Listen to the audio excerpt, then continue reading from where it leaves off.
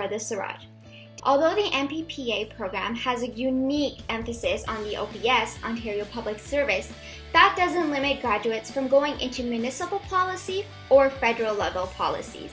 In today's episode, we will be speaking to Mavis, who will talk to us about her experiences working in the federal government. She'll offer her experiences with the MPPA program as well as advice for current or future students. Mavis, I want to thank you so much for offering your time and your experiences with listeners. How about you tell us a bit about yourself? What was your background coming into the program like? My name is Mavis Chan, and my background prior to the MPPA program was a Bachelor of Environmental Studies from the University of Waterloo, through which I majored in Environment and Business.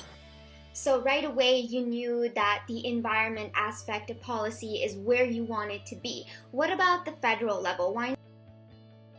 I had completed the 5-year undergrad program in 2016 and had done a few co-op work terms with it, including work terms in the public sector as well as the private sector.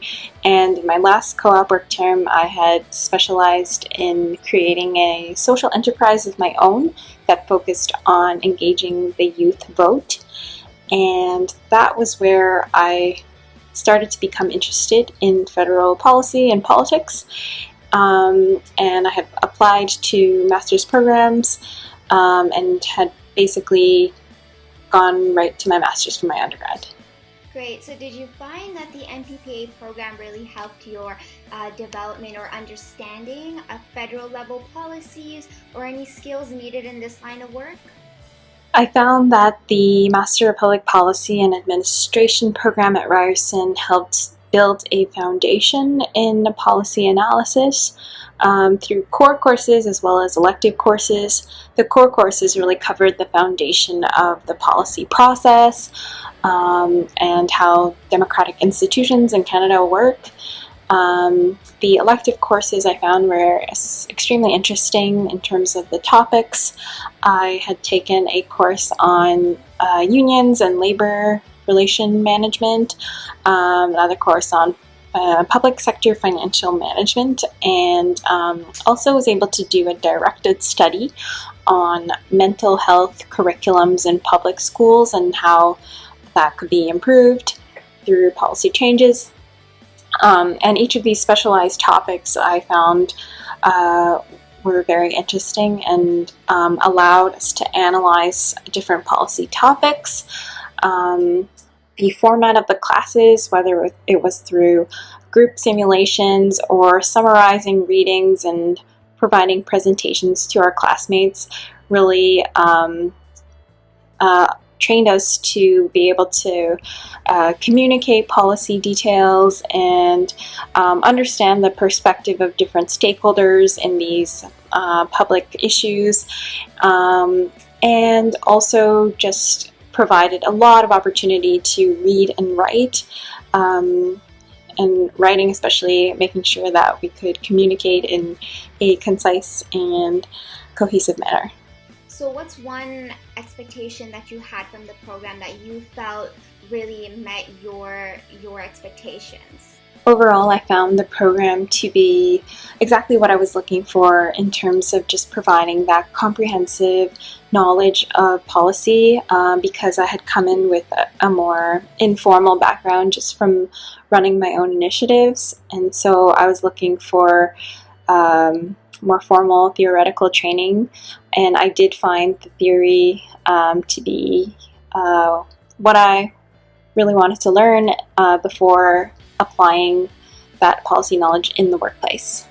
So what have you been doing since graduating? Since graduating from the MPPA program, I landed an internship on Parliament Hill in the 2018-2019 year. It was a 10-month internship with an organization called Green Pack, focused on supporting environmentally focused members of Parliament.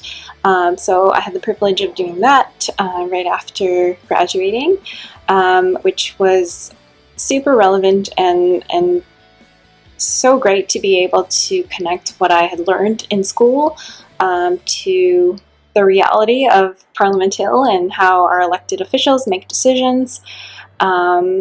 And then subsequently after that internship, I landed a job in the federal public service and have since then been working as a policy analyst with Carbon Markets Bureau in Environment and Climate Change Canada. Great. So I think this part of the discussion is most important to listeners. What exactly is it that you do at the federal level? Currently, I work as a policy analyst at Carbon Markets Bureau and Environment and Climate Change Canada, and I work on the benchmarking team. And essentially, when the 2015 federal government came in under Justin Trudeau, there was a mandate to have provinces and territories establish their own carbon pricing systems that met the federal standard and would grow to be increasingly stringent over time so that the price would have an effect at reducing emissions and mitigating climate change. And so my team right now works on this benchmarking process of evaluating these provincial and territorial systems as they have come live and as they keep going into the future. And what this means for me on a day-to-day as a policy analyst is being able to look at these developments and be able to provide a nonpartisan critical eye as to whether what's happening is meeting the federal mandate. There is a lot of establishing federal-provincial relations, writing of briefing notes, summarizing different meetings and events involving carbon pricing, taking part in studies on how we can improve this benchmarking process that's been established.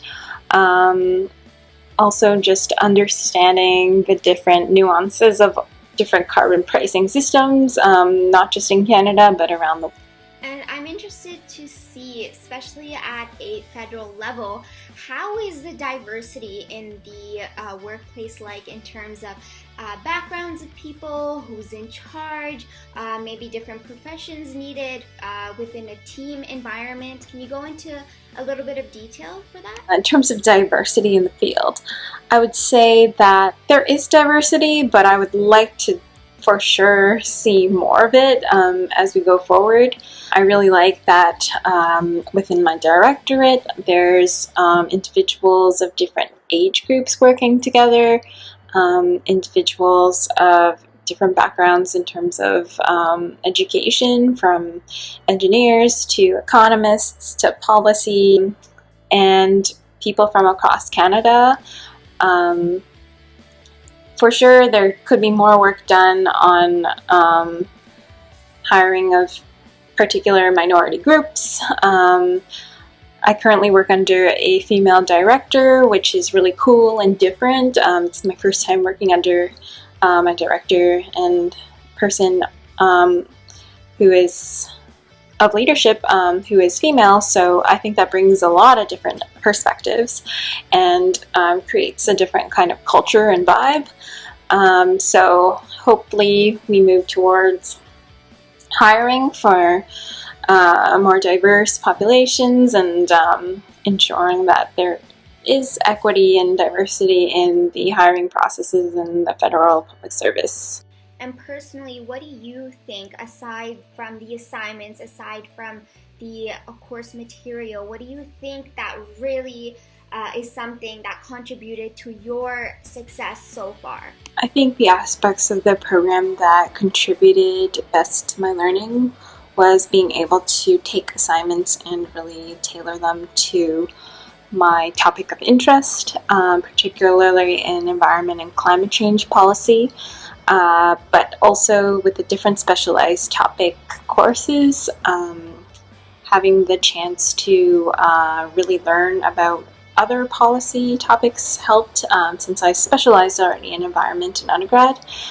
So for example, with my directed study, I thought that was really cool to be able to really dig into a policy issue and have someone provide guidance, who the supervisor of the course provided direct guidance and allowed me to really explore this issue with different lenses. I would say what the kind of careful analysis that had to be done for assignments in school definitely is transferable. Obviously, there's so much more nuance to what I do now compared to when it was just a school-based project.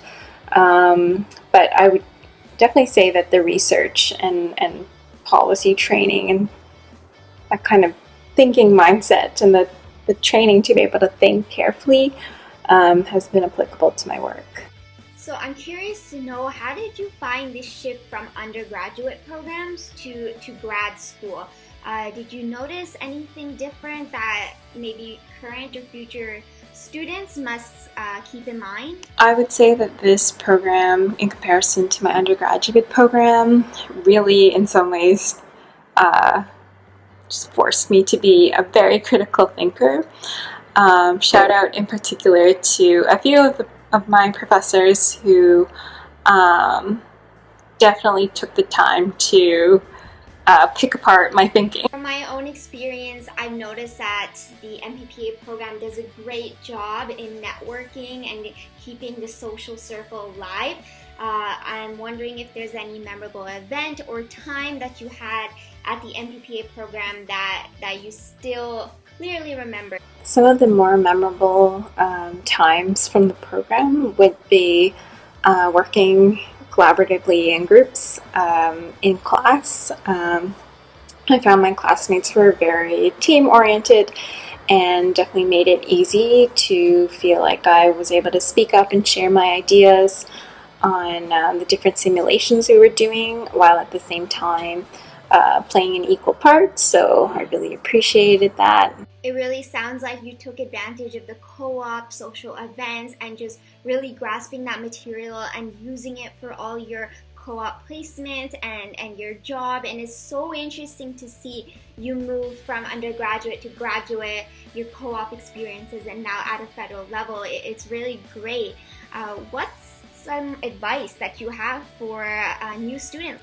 My advice for new students would probably be to really get to know your classmates and establish those personal relationships, or collegial, but maybe like get to know people outside of work or school, because this is really going to be your network going forward.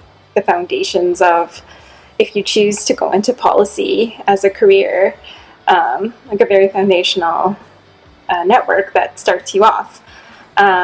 Your classmates will be working all across the field of public policy, and it's always interesting to see where people are at later, and to see how the work compares. And so I think quite often, because of the workload, students can get really caught up with just trying to get through the next assignment, the next midterm, final, whatever. But for sure, I think it's important to build those relations. Well, Mavis, thank you so much for your time. Really enjoyed listening about your experiences, and listeners that are interested at federal level policy can be confident that the MPPA program definitely creates that base, if not enhance the current skills that individuals may have for federal level policies. Of course, the skills that are needed are all the same, regardless of it being municipal, provincial, or federal. I would like to end the episode here. Until next time.